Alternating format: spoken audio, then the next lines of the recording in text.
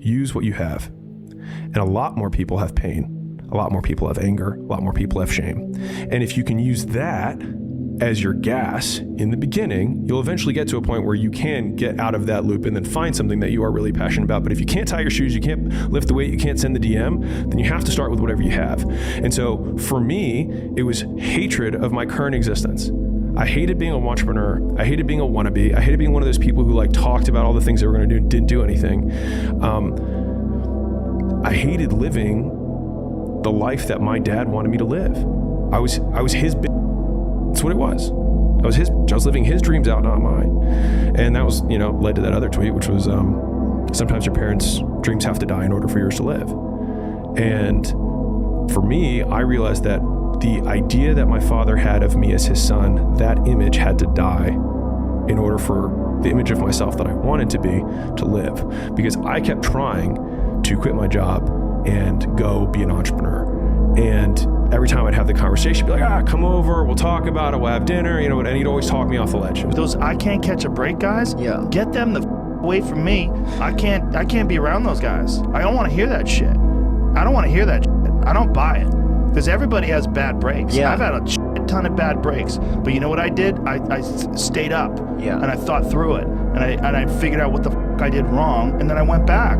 It's like, I've fucked up everything I've ever done 100 times. There's no other way to do it. And I've had a bunch of shitty breaks. Everybody has. But you got to realize when you have those shitty breaks what that is. It's an opportunity for you to reassess, reboot, get better, figure out another way, find another way through. It's just little challenges. And the people that look at those challenges and go, why do I always have these challenges? They're cancer.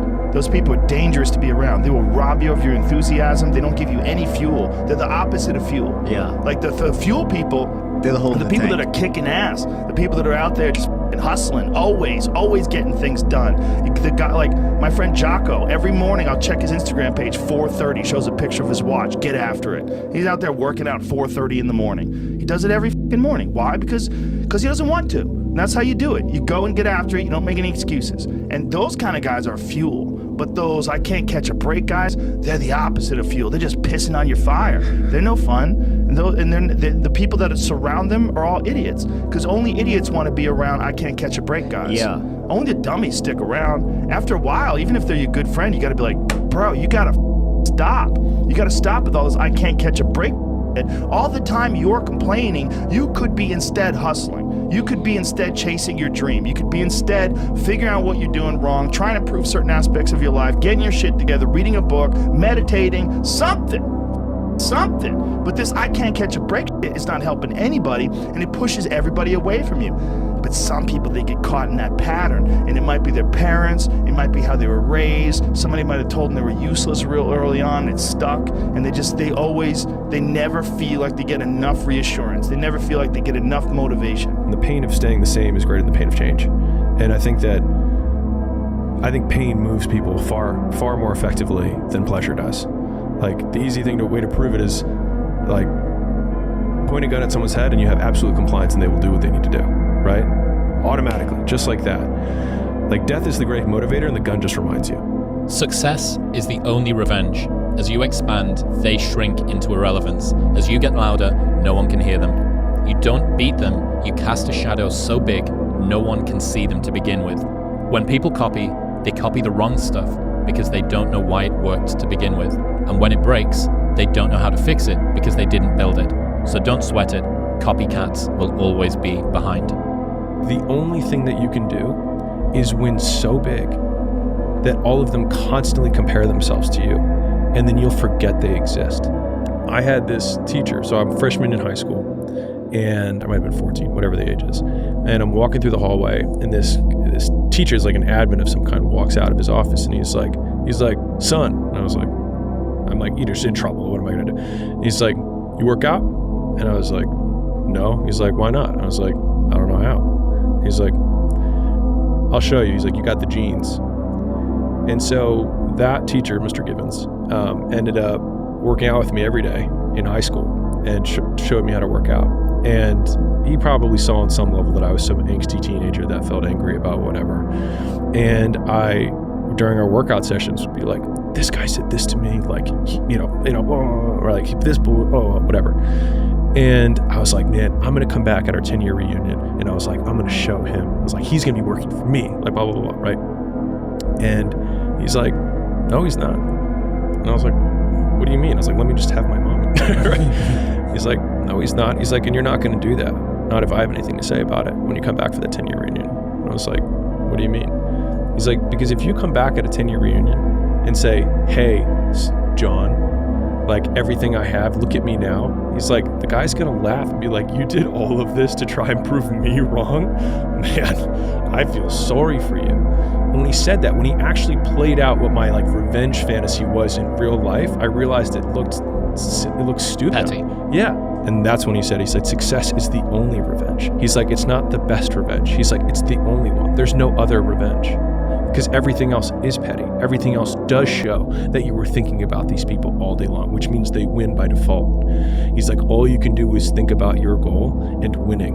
He's like, and when you win, that's when you become so big that they shrink into irrelevance. You cast a shadow that no one even can see them behind you. The real message is we all started from nowhere. I mean, we all had jobs. We all felt like losers. But through time and effort, you build a stronger human. You build a stronger body, you build a stronger mind, you build accomplishments and will and momentum. When you ain't got shit and there's nothing going on, to have faith then is so difficult. To have faith when you're successful, it's like, listen, you've been successful for a while. Of course you got faith. Just keep doing what you're doing. Easy. It's all, it's like, absolutely right. It's like you already got up the hill, now you're just coasting. Yeah. You're just rolling down the hill. Everything's great. That's the easy It's all part. smooth sailing. Yep. The hard part is getting up that fucking hill.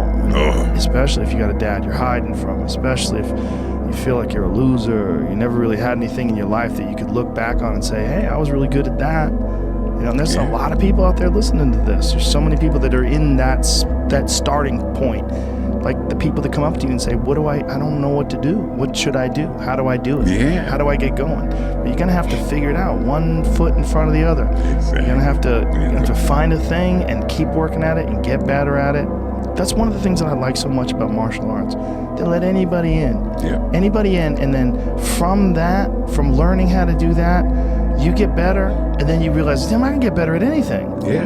Because it's so, the first time I ever did jiu-jitsu, I remember just being manhandled so bad, going, man, I'll never be good at this. This is terrible. I'm awful at this. And this is, I'd already been a black belt in Taekwondo and already kickboxed, already did a bunch of shit, and I was like, I can't believe I'm starting from scratch again. Yeah. But that, at least I knew then that I already done that before. I'd already started from scratch. Exactly. So like I had some experience, started from scratch. I'm like, all I have to do is just put in the time and the effort here. The desire to get better. You don't build confidence by shouting affirmations in the mirror, but by Having a stack of undeniable proof that you are who you say you are. Outwork your self-doubt. a lot of people were like, no, but what if you don't have any successes? Like, how do you get started? And I still think that the quote is 100% valid. It's that they don't realize the validity of the smaller things that they have done up to that point. And so it's being able to transfer your successes of like, okay, like, did you get dressed this morning? Like, did you get in front of the computer? Like, you have evidence, it's smaller evidence, but you have enough evidence to make the claim that you can do this. And then you do that enough times that you have enough evidence to make a claim that you can do this and support it. And I think that's where the big outcomes come from, lots of constrained tiny impulses of saying like, you know what, I'm gonna get this tiny victory and I know how to say no to that. But that's the idea, is just stacking as many of those pieces of evidence that give you proof that you are who you say you are, that you have done what you say you can do.